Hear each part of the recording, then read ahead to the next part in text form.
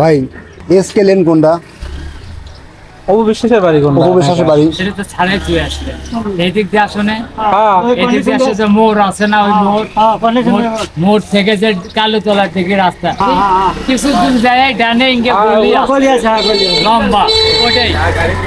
তার এলাকাটা কেমন? তার এলাকাটা কেমন? এখানে এলাকা আরো অনেক মানুষজন আছে, আপনি তাদের থেকে শুনলেও বেটার হয়। ওনার ভাই আপাতত অসুস্থ। অপবিশ্বাসের ভাই অসুস্থ? জি। কি হয়েছে ওনার? এই যে আমার ডান পাশে যে গলিটা দেখতে পাচ্ছেন, বিল্ডিংটা, এটাই সেই বিল্ডিং। ওনার সাথে আমার ছবিও ছিল। তাই নাকি?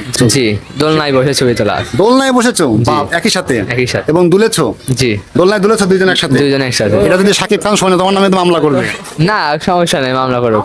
আমি যতগুলা নায়ক নায়িকার বাসাতেই গেছি, মূলত প্রতিবেশী যারা, তারা কখনোই তাদের সম্পর্কে মুখ খুলতে চায় না। কেন যে চায় না, এটার কারণটা যে আসলে কি, সেই প্রশ্নের উত্তর খুঁজতে আমি চলে এসেছি বগুড়া জেলার দত্তপাড়াতে, যেখানে অবস্থিত বাংলা সিনেমার কুইন অপু বিশ্বাসের বাড়ি।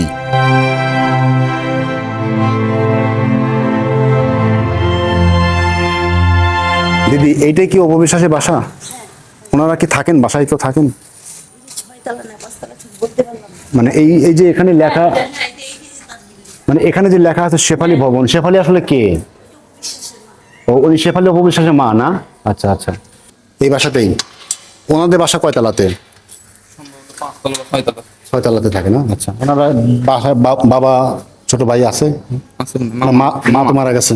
মামা। মামা আছে না? ওনার মা তো মারা গেছে। আচ্ছা, এই বাসাতেই না? আচ্ছা আচ্ছা। এই শেফালি ভবনের এই যে শেফালি দেখা যাচ্ছে, এই শেফালি নামটা কিন্তু অপবিশ্বাসের মায়ের নাম। তার মায়ের নামেই এই বিল্ডিংটা নামকরণ করা হয়েছে এবং উপরে জয় বাবা লোকনাথ লেখা আছে। তার মানে বোঝাই যাচ্ছে যে এই বিল্ডিংটা যারা বসবাস করেন তারা প্রত্যেকেই সনাতন ধর্মাবলম্বী।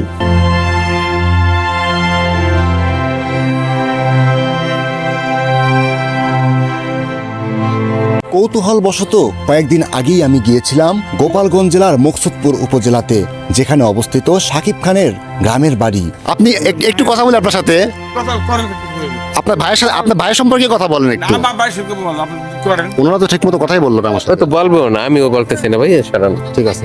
আমি আজও ভুলতে পারি না দুঃস্বপ্নের সেই সময়। আপনাদের জ্ঞান থাকলে পরে কখনো এই গ্রামে কখনো আসেন না। এই গ্রামের মানুষজন আপনাকে একদম সবকিছু কাইলে রেখে দিয়ে ছেড়ে দিবে। কিন্তু অপু বিশ্বাসের বাসায় এসে আমার সেই ধারণাটাই বদলে গেল। তুমি তো অপবিশ্বাসের এলাকারই মানুষ, হ্যাঁ, আমার এলাকারই। এত বড় একটা নায়িকার গ্রামের বাড়িতে বসবাস করো, অনুভূতি কেমন লাগে? অনুভূতি ভালো। এলাকার একটা সুনাম বৃদ্ধি হয় যে আমাদের পাড়া থেকে এরকম দেশ বিদেশে সিনেমা করে বেড়ায়। অনুভূতি ভালো। ওনারা তো সনাতন ধর্মাবলম্বী। জি। বছরে দুর্গাপূজার সময় ওনারা কি আসেন? হ্যাঁ, মাঝে মধ্যে আসে। ওনার বাড়িতেও অনেক সময় পূজা টুজা হয় আর কি, সে উপলক্ষে আসেন, ভালো লাগে। কখনো কি তুমি দেখেছো? জি, ওনার সাথে আমার ছবিও ছিল। তাই নাকি? জি। ছবি উঠেছো? জি।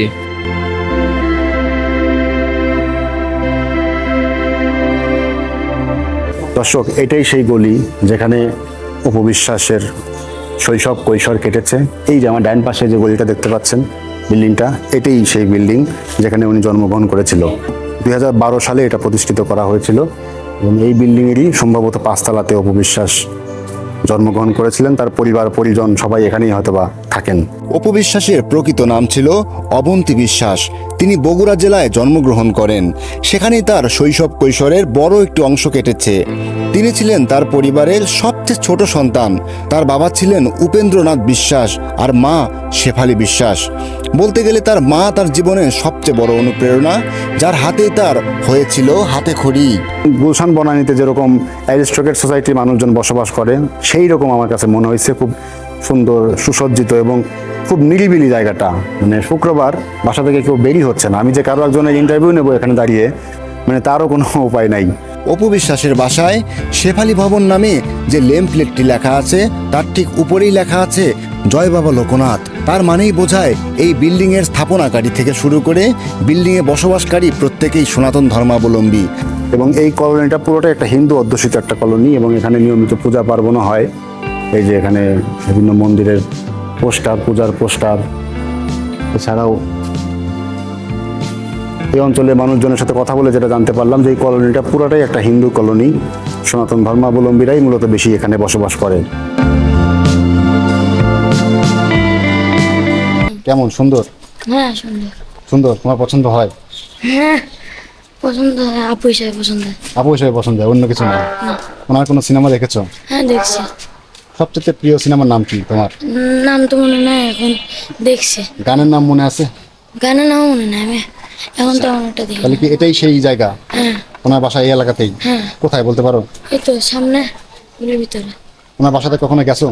না হ্যাঁ বাসায় গেছি, বাসায় ছোটবেলা আমাদেরকে নিয়ে কোলে করে নিয়ে ঘুরতো। ছোটবেলা? এখন তুমি ছোটই আছো। আরো ছোট থাকতে। আরো ছোট? মানে ছোটবেলার আরেক ধাপ নিচে। তাহলে অপু বিশ্বাস তোমাকে কোলে নিয়েছিল? হ্যাঁ নিয়েছিল। অপু বিশ্বাস তোমাকে কোলে নিয়েছিল, নিয়ে বিস্কুট চা কফি খেতে দেয় নাই? ছোট ছিলাম তো। ছোটরা তো কফি খায়, হ্যাঁ না। তুমি খাও নাই? এত বড় সুযোগ মিস করছো।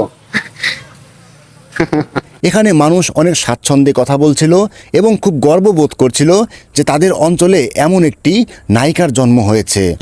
এমনকি তাদের পরিবারের সাথে তাদের সখ্যতা আছে এমন কথাও তারা আনন্দের সাথে করছে প্রকাশ।